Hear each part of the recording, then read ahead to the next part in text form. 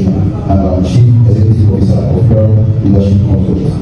He holds a BSc Bachelor of Science from World University and an MSc from the University of Lagos with professional leadership training from Visa Leadership Academy.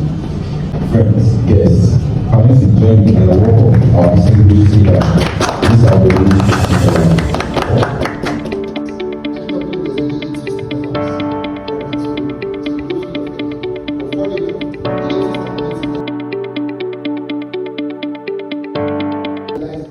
Men think they apologize the most. So it's about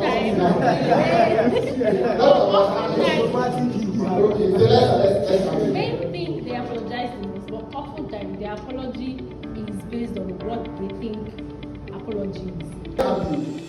How do you think you ought to apologize as men? And the person you offended.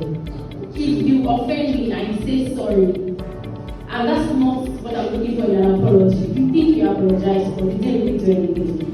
So I feel like when you apologize, people think it's the sorry that matters, not really eating what causes the problem. So men think they apologize, but at the end of the day, the sorry is just sorry. Without really changing what happens. So next time you say sorry, that's it.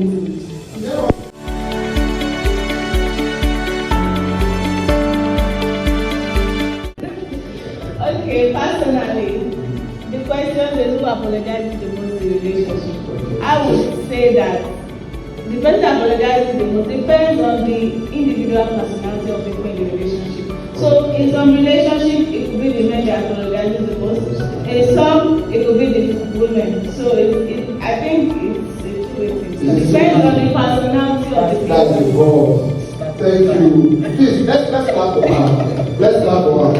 Not an attempt to hurt. It was an attempt to injure that person emotionally or in whatever guise. So you got to understand that when you go up and admit it to your mistake, it doesn't make you weak. In fact, it makes you strong. I made this mistake, I saw it, and then you're not trying to make yourself look good. Why? Because no man is perfect. No. So they start that song there, and so people use that excuse to steal.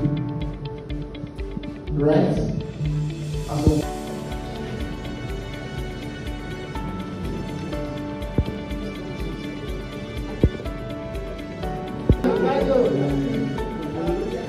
so, are we going to start by this? Can these people come out?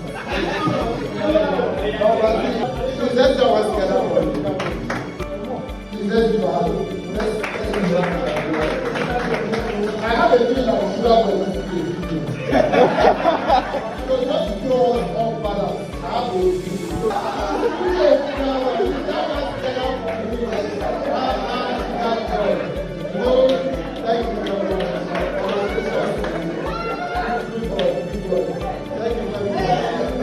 Self-leadership and self-accountability is basically the crux of every man's life. So I'm going to tell you that I went into prostitution because life is so hard, so I had no choice. That's not being accountable. Self-leadership, self-accountability. So we start your personal code of conduct. This is where it starts from. What are your do's or your don'ts? What are the lines you cannot cross? Irrespective of anything, I'm going to cross this line.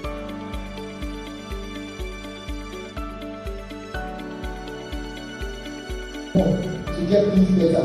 So make up your mind that the kind of leader I want to be someone that can give you energy. You know, so you will see it. It's very good. At least for the sake of your children coming. Yes, I want to make things for them. It helps, not bad. But beyond that, what are the effects of my actions for my actions? Then, last one here, learn from every mistake. There's a three-step formula. It's in the slide by passing. Acknowledge, analyze, act and improve. Acknowledge there's an error. Analyze, what is to analyze? Four, there's a breakdown. Are you accountable? The question isn't whether you face it.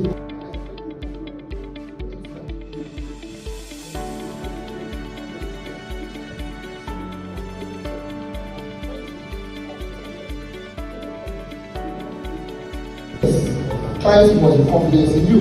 Because if they're not going to bring their brief to you, they have a bigger brief, they will come to you, they're not confident. And then team trust, your team that you're with, they've got to trust you. They've got to trust you, and then you have to trust each other. Don't look down on your team members. Don't feel that I am the cerebral. The truth is that you all have blind spots. no matter how exceptionally good you think we are. And in fact of people that my person think that I'm exceptionally good, you have a 5 points CGPA over 5 points CGPA, and you find out that someone that does not have that 5 points, you just bring out the points and then the first person doesn't even see it, because there's always going to be a blind spot. So in your team, when there's a blind spot, you don't pull down, you don't judge, you correct to make sure that the best is gotten. What was your biggest takeaway from today's session? So I'm going to ask just 2 people. One male and one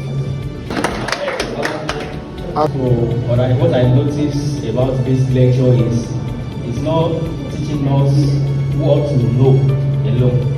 It's also calling on our attention to what to not do. So it's important to know what to not do, as it is important to know what to do. So this is what I gained from this. And also we talked about who we are is how people will see us. So it's like the principle of the mirror. If I stand in front of the mirror now, so my image, I can change my image, but I cannot change the reflection. So if I have stain on my head, so I have to clean the image so that I can reflect on the mirror. For me, one thing that stood out the most was how that leadership is not about before I talk, but it's the responsibility of everyone within the system, and how that you mentioned that I cannot outrightly say somebody is this and let people do. At the end of the day, whatever they do affects directly or indirectly, like you said in Nigeria. I cannot be saying I'm not there, the ones that are causing all the problems, but at the end of the day, their actions and inaction eventually affect my lifestyle.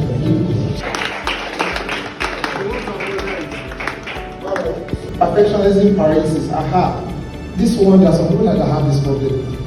They are perfectionists. And then at times, if you should know that yes, while we want excellence, the truth is that it could have its own negative. I'm talking about perfectionism now, whereby people begin to they won't be able to walk with you. People begin to run from you.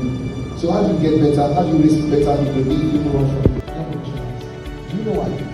Because already you are having jobs. You are having jobs. Am I wrong or am How do I stay motivated to not also lack into that system?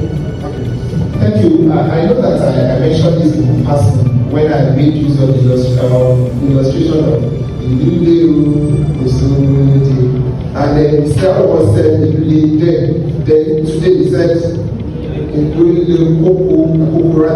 so now, guess what? As of today, some people still remain who they are. So which is where self-leadership comes in. This is, let me give you an instance. Branch, and on behalf of the training committee, I want to thank you so much for that powerful lecture. I mean, that's really huge, and I'm going on better informed.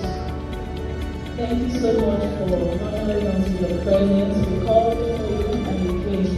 I hereby present to you the award to Mr. Oluyomi Akishola in recognition of your valuable contribution to the WISE Leadership Training Program in character, integrity, and accountability in leadership.